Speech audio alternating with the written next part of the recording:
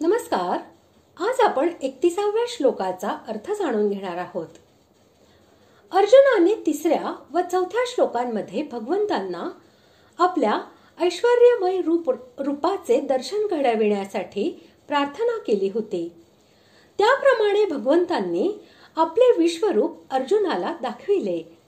परंतु भगवंतांचे हे भयानक उग्र रूप पाहून अर्जुन फार घाबरला आणि त्याच्या मनात हा श्रीकृष्ण वस्तुतः कोण आहे हे जाणण्याची इच्छा उत्पन्न झाली. तसेच या महान उग्र स्वरूपाने आता ते काय करू इच्छितात हे जाणून घेण्यासाठी तो भगवंतांना विचारत आहे. श्लोक 31. आख्याहि मे को भवानुग्र रूपो नमोस्तु ते देववर प्रसीद विज्ञातुमिच्छामि भवन्तमाद्यन् न हि प्रजानामि तव प्रवृत्तिम्. श्लोकाचा अर्थ, मला सांगा की भयंकर रूप धारण करणारे आपण कोण आहात. हे देवश्रेष्ठा, आपणाला नमस्कार असो. आपण प्रसन्न व्हा. आदिपुरुष अशा आपल्याला मी विशेष रीतीने जाणू इच्छितो, कारण आपली ही करणी मला कळत नाही.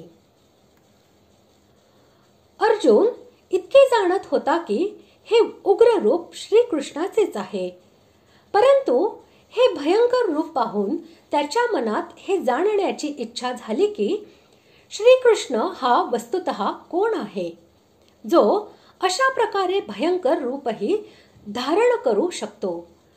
म्हणून त्याने असेही म्हटले आहे की आदिपुरुष असलेल्या तुम्हाला विशेषपणे जाणू इच्छितो. जो देवांमध्ये सर्वश्रेष्ठ असेल त्याला देववर असे म्हणतात. म्हणून भगवंतांना देववर या नावाने संबोधित करून अर्जुन त्यांचे ईश्वरत्व प्रकट करीत त्यांना नमस्कार करीत आहे. तसेच त्यांचे भयानक रूप पाहून अर्जुन भयभीत झाला होता, म्हणून तो त्यांना प्रसन्न होण्याची प्रार्थना करीत आहे. तुमची प्रवृत्ती मी जाणत नाही. याद्वारे अर्जुनाने असे दाखविले आहे की ज्या रूपामध्ये कौरव पक्षातील आणि आमच्या पक्षातील जवळजवळ सर्व योद्धे प्रत्यक्ष नष्ट होताना दिसत आहेत, इतके हे भयंकर रूप तुम्ही मला का दाखवित आहात आणि यानंतर लगेचच तुम्ही काय करू इच्छिता हे रहस्य मला समजले नाही.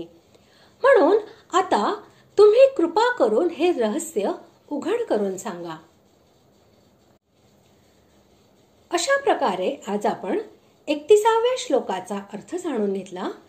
पुढील भागात आपण 32व्या श्लोकाचा अर्थ जाणून घेणार आहोत. धन्यवाद.